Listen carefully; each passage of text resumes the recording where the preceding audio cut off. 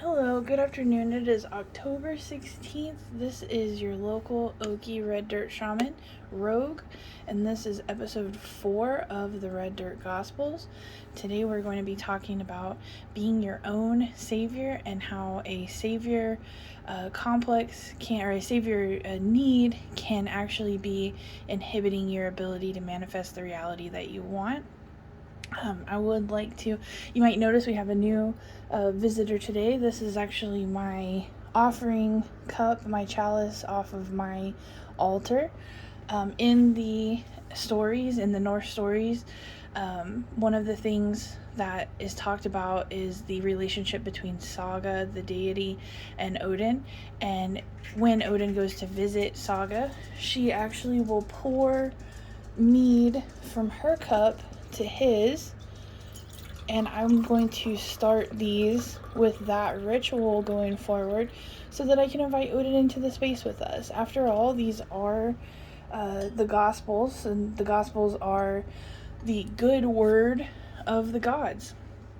So I do want to kind of bring that into the narrative here and give us an opportunity to sit with the deities while we're talking about these very earthly concepts that we deal with, these very human concepts, because I think we'll start to find out, I think we'll start to realize that they are shared concepts and at times could even possibly have been shared by the deities. They are much more linked to humanity than I think anybody likes admitting, is comfortable with admitting. But I personally do find a lot of comfort and support in knowing that the deities that I work with understand what I'm going through on a certain level, or have at least had these experiences in their time as well. So let's go ahead and get started. Typically, I'm going to take us down into a hole, and at first it may sound a little scary or intimidating, but we've got a ladder, we've got an elevator, we're gonna pull ourselves right back up out of that hole. But we do have to explore the concept to understand it and kind of dismantle it a little bit. I want to kind of help you guys dismantle this concept for yourself today, because I notice it's something that's holding a lot of people back from their manifestations. So what we're going to talk about today is how requiring or needing or wanting a savior in your life is actually holding you back from being able to move forward and live the life that you want to live. Now, that's not to say that you can't ask for help. Let's be clear about that up front. This is nothing to do with any weakness associated with asking for, requiring, or just wanting someone's help or help with something you're dealing with. What I'm speaking about today is strictly surrounding the concept of victim mentality. So this would be basically like the encompassing concept of living in the flow of victimization, self-victimization. So I read an article the other day. I think at this point we all kind of understand that witchcraft is basically just like spicy psychology, right? Like, we meditate, we get into the mind frame of what we want, and our reality changes around us. So I read this article the other day, and if anybody is interested, I'm sure I can find it again, where it was talking about how from birth to 7 years old, we take in our environment. And I've heard this before, and it's ranged from 4 to 7. I know 6 years old was when I had my first break from just blindly listening to whatever people told me. So I could see between like 4 and 7 being the time when you realize, like, oh, the world isn't like how I thought it was. But anyways, it's the study suggests, and I do agree with it, that from 0 to 7 years old, we take in our environment, we take in everything around us. We understand, we're just comprising data, we're just getting all the data together. And then from 7 forward, we project out everything that we have, sort of like absorbed and taken in. I believe that. Where that will become an issue for us in manifestation is this. From 0 to 7 years old, you are responded to when you, in a perfect world, you are responded to when you have a problem, when something is broken, when you are hurt, when you are scared. You can look to mom and dad, you can look to the rearing unit, the guardians, the adults in your situation, and look for comfort, look for help, look for guidance. And that's lovely, and that's the way it should be. Where this becomes a problem is if you are abused, if your trust is violated, if you are betrayed in that early developmental stage, then what you're going to project out is a never-ending cycle of essentially self-abuse, because you are not going to trust your environment. Therefore, you're going to project that distrust of everything around you. And what that can lead to, and what it often does lead to, is self-victimization. Because you never were saved, you're constantly looking for the savior. You're constantly looking for someone to come and pick you up out of that bad situation. We all have that need to have someone come in and scoop us up and take us out of that. And I want to tell you, before we get into this too deeply, I want to tell you point blank, I think you should be saved. I think we all deserve that, and deserve is the right word. I think we are all owed a time in our lives where we don't have to do for ourselves, where someone does come along and pick us up and clean our boo-boos and tell us everything's going to be okay, where we can run to our parents' room during a storm and climb into their bed and feel relief from anxiety and pain. Everyone deserves that time in their life, but the sad reality is that not everyone gets that, or they get it too much. There's also merit to the understanding that being saved too often as a child leaves you unable to cope in those moments when you're alone. And these are all things that the adults should have taught us, should have guided us through, but unfortunately, as many of us understand and know, those adults didn't really receive the best guidance and understanding on how to raise children. And that's really no one's fault anymore. I mean, I'm sure that started at some point during the familial line, but we're all dealing with it so much that at this point, there's not really any reason to finger point. We just have to accept it and recognize it and move on for ourselves. And that's what I want to talk about today. Often in my practice, when people come to me wanting to work with deities, I work very heavily with deities, obviously. But when people come to me, the first thing they say is that they've been praying to a certain deity, they've been calling out to a certain deity, they've been giving tribute, and that deity has not responded. And they want to know why. And the first thing I always ask is, what question are you asking the deity, and what are you doing to help yourself? And I get met with confusion with that a lot. People will oftentimes say, well, I'm asking for money, I'm asking for help in love, I'm asking for them to do something for me. And that's not, they're not going to. I don't want to bust anyone's bubble, but they're not going to do things for you in that way. They are going to assist you. They do want us to be as comfortable and happy as possible, because happy, joyful minds are productive minds. And I don't mean that in a capitalist sense. I mean, when we're calm, when we're cool, when we're collected. I mean, look what I'm doing right now. I'm sitting back here creating a video dedicated to my relationship with the gods. They like that. It's a symbiotic relationship, right? But if I'm stressed out, if I'm having to do another job to make money, if I'm sick, if I'm hurting, I'm not going to be as willing or wanting to make videos about how great the gods are, So they do have a vested interest in us. However, because of free will and because of that covenant between all the gods, free will is not a Christian concept. It is the concept of humanity and the sovereignty of one's own mind. And because of that, they are not going to breach that by way of punishment or reward. we have to give them express permission to allow them to come in and make those different adjustments in our lives. And as long as we are still holding control over a certain aspect, they're not going to be able to come in and change that for us. And victim mentality, self-victim mentality, is a form of self-imposed oppression and control. Think about it.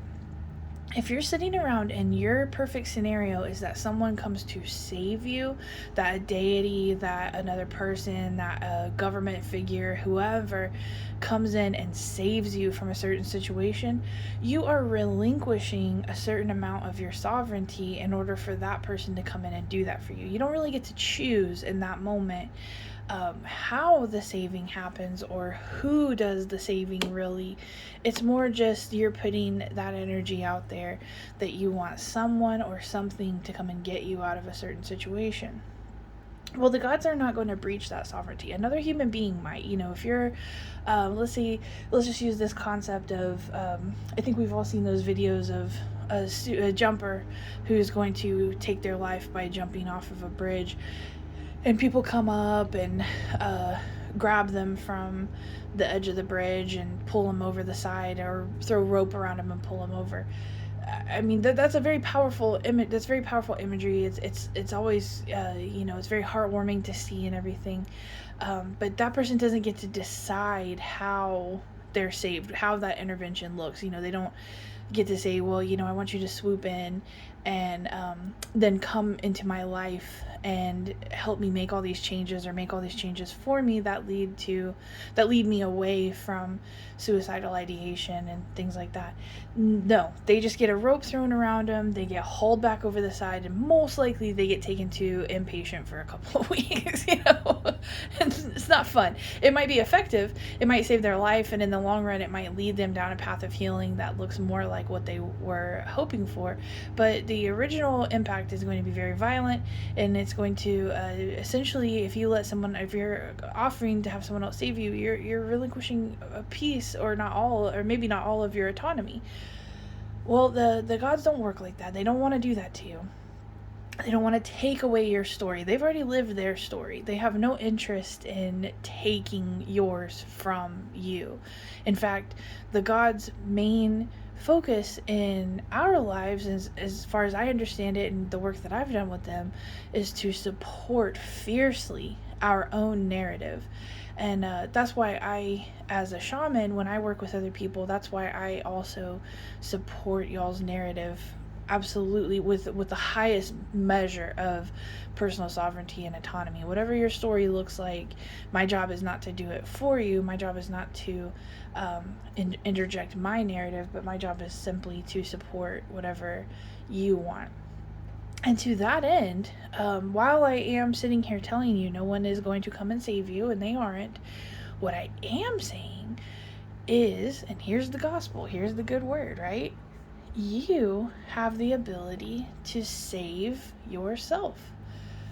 Those little child presences in you that are calling out, and they're begging for someone to come and hear their pain and listen to them. You are the one who can go back to that space and time, that feeling of fear, that emotional resonance that you're projecting out now as an adult, and you have the ability to grab your inner child, scoop them up, and give them the care and the treatment that you wish and are pining for, and that will be a very healing process. One of the members of the group, the Facebook group, the other day posted about how, and this isn't a call out, so if you hear this, I'm not going to use your name, but you'll know that I'm talking about you. But he was talking about how October was his favorite month, and he was really sad because he wasn't able to, he was so depressed that he wasn't able to participate in any Halloween activities. And I understand that. I do, guys. Like, I'm one of the most depressed,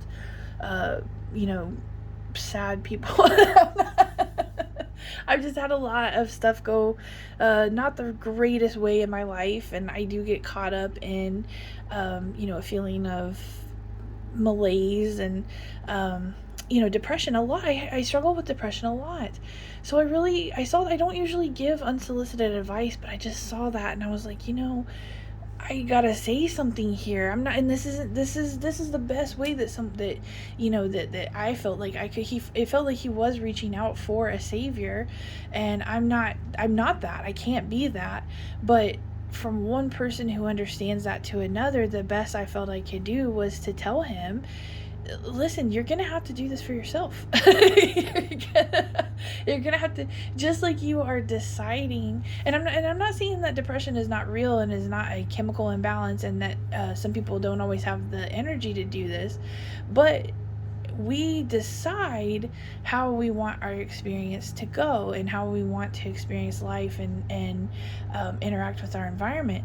And under that understanding, if we are deciding to lean into that depression narrative, and we're deciding to avoid doing the things that we like, and please understand that the word decide I'm not suggesting that you guys have control over depression, but what I'm saying is, oh, here we go. We got a intermission from Adam. Bub. He is making a decision to bark in the gosh dang window. Hold on. Hey, we're not doing that. That's not happening today. Come on.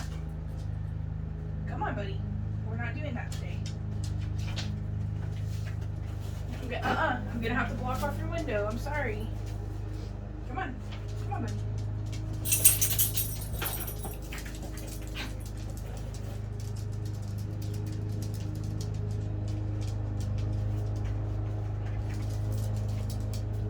I'll move it when I'm done, but I can't have you barking like that. Okay. There you go. I'm sorry.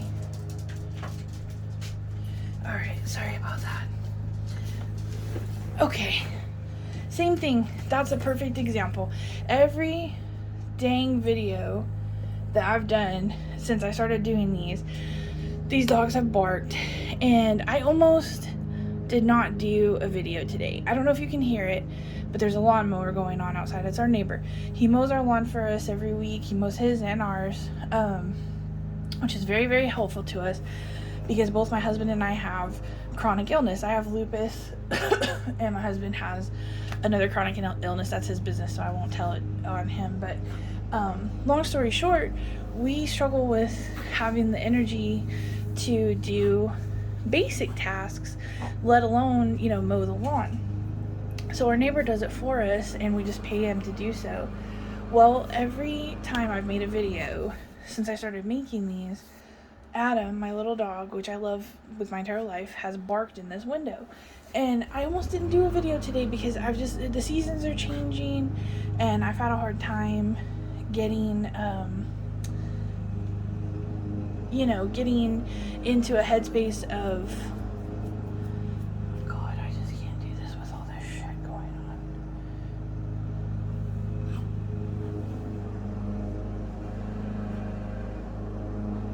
You know what? We're just gonna take a second. See, even in this moment, I'm choosing. I could turn this off, right? You guys are gonna get to witness this live. Here we go. Fuck this. This is the mentality that I'm talking about. This is a perfect example. I could turn this off right now. You know what I mean? I'm kind of at, like, on this video, I'm kind of at a heightened state of anxiety. Adam's trying to bark. I don't do well with distractions, and the neighbor is right in the front yard right now. Look. Don't look at my Sprite can. Okay, but we're not going to turn it off. We're not going to do it. We're going to push through this, and this is what I'm talking about. The dog's barking.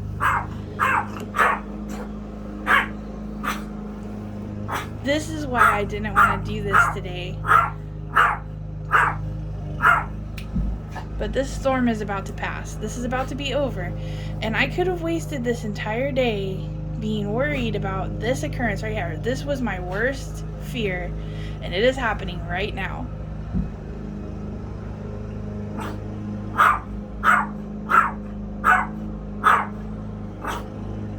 Just hold on with me for a minute.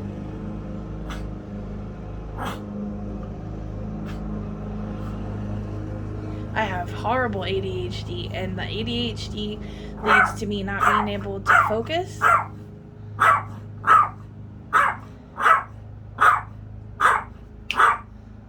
And when there's extra distractions, it's extra hard. Adam barking, the loudness of it messes with my sensory overload. Okay, it's done. So I almost did not do this video, and I almost turned it off just right then. That would have been victim mentality, self-victim mentality. I don't know how to edit videos. So if something interrupts the video, to me, that video has to be trashed. He's gone. That was it. That was him. He mowed the front lawn. He might walk past again, but I almost turned this off, and I almost deleted it and decided just not to do a video today. But that was about 2 minutes of interaction and an interruption that could have affected my entire day. Like I would have felt depressed about not having got this video out today. I would have had anxiety about the dog. I would have been mad at him, but it's done. That was it. That's over. And now this is going to be on the video forever. I'm not going to delete this. That's part of it now. That's what I'm trying to say. That's what I want to get you guys to understand today. It's not going to be perfect. It's never going to be perfect. There's always going to be these times of the dog barking, the neighbor mowing the lawn, but it's a benefit to us that he mows the lawn, and I love my dog. So it's all about this changing of perspective. In the past, like, you know, it would have been nice for someone to, you know, create this bubble for me and create this little safe space for me to be able to do these videos and protect that space for me. But the reality is life goes on around us, and we kind of have to figure out a way to make ourselves but to adjust ourselves into a way that allows us to still experience life and still allows us to experience the beauty and the joy of life. So this person who was talking to me about, or not to me, let me be clear, they did not ask me for my opinions. But this person who was talking about struggling with seasonal depression, I literally just said, I said, you know, I know that this is very bro dude type of like Karen new age toxic positivity advice, but just as you are deciding that, you know, you don't want to deal with Halloween, you're gonna have to decide to deal with it. You're gonna have to put your foot down and say, yes, I'm sad, yes, I'm anxious, yes, this makes me uncomfortable. That little interaction we just had makes me so uncomfortable. Like just sitting here, like having to sit through that, thinking like, oh gosh, you know, this is going to be so upsetting. And you know, people know that I live in a place where the lawn has to be mowed. And it's not about that really. It's just about, you know, you want to sit down and get started and you want things to just go. But I made a promise to myself. I had already restarted this video 3 times. I had restarted it and deleted it, and I made a promise to myself, and I made a promise to Odin that this video would be the one. I would not stop it. I would let it go through. I'm gonna do that. I am making the decision. That was a beautiful way of illustrating physically, in the physical real-time world. That was a beautiful way of illustrating my point here. We all want someone to come and save us. We all want someone to make it better for us and to help us you know, have a better experience. And sometimes that will happen. Sometimes someone will come along and save you, but it may not be the way that you want. But what's more important is that you now have the ability to come along and save yourself, and to create a mind space for yourself where you're able to take more and more steps every day into that abundant flow of happiness and divine love. That happiness and divine love doesn't mean that there's not going to be things that go wrong. It just means that you are going to be able to handle those things in a way that does not take more of your time away. Those 2 minutes are all it took for our neighbor to get done mowing the lawn. Now I don't have to worry about the lawn. We're not going to get a ticket for having the grass be too long. We're not going to get a fine. Adam is calmed down again. It is frustrating when he barks like that, but he's a dog. I mean, what else do I expect if I want to have the love and affection of my animal, of my dog, and just be able to have this experience with him? He's going to bark sometimes, and that's just part of the entire experience. I can't expect them to be perfect all the time either, but the good times and the happiness that I experience with them overrides any frustrations that I might have with them. And that's going to be your life too. I mean, that's the crux of this entire conversation is sometimes life is going to bark at you. Sometimes it's going to get real loud, and sometimes you're going to be frustrated with what's going on around you, and that's okay. And those are going to be those times where we have to just sit back for a moment and take a breath and just be in the uncomfy moments. But then you get to come along and save yourself. You get to have this moment of victory of standing up and saying, I did that. I overcame that. It wasn't as bad as what I thought it was going to be. And now we get to move forward. That's what I want to leave you guys with today. It's time to take up your mantle of saving yourself. Imagine your inner child in all these situations. At that moment, my inner child was screaming at me, this is wrong, it's bad, nobody's going to like it. I was able, as the adult, as the person who's sitting here before you today, I was able to reach back to her and hold her hand and say, listen, this is just a couple of minutes out of the day, and this is actually a really good learning opportunity and a way to illustrate your video that doesn't take as much energy. See, that's another thing too. That's another positive perspective. It doesn't take as much energy for me to illustrate it. You guys got to witness it. You got to witness the whole occurrence. So I didn't have to talk as much about it. Now, one thing I do want to say before I leave you guys, I'm not suggesting that depression is not real. It is. I deal with it every single day. I'm not suggesting that every day you're going to have the energy to save yourself. I'm not saying that. I'm also not suggesting that you shouldn't reach out for help. You should. What I'm saying is that you hold all the keys. Just as we decide to stay in bed that day, we can also decide to stay in bed but pull up spooky memes on Instagram and post a bunch of spooky memes from bed. Or if we're not able to eat good food, DoorDash you in some freaking Halloween cookies or Halloween candy. Just do anything, that any tiny step, any tiny little baby step that moves you away from that deep dark place that you're in and into that flow of abundance. Just as depression and sadness and anxiety are a never-ending flow and frequency that exist, so is happiness, so is joy, so is love. And both of them require steps and active participation. So the less energy you give to anxiety, the less energy you give to victim mentality, the more you can reallocate towards joy and abundance and changing that perspective into one of happiness. And on that note, I'm going to go thank my neighbor for mowing our lawn for us. I'm going to go give Adam a treat, and I'm going to be grateful and happy for the fact that I was able to do this today and share this moment with you guys. So yeah, you guys have a great day, and let's get you guys back into the flow of abundance. I see you. I recognize all of these things that's going on with you guys, and I want you to know that, once again, this is not suggesting that you're not valid. You are. Your sadness is valid. Your feelings of desperation are valid. This is my attempt to throw you a lifeline.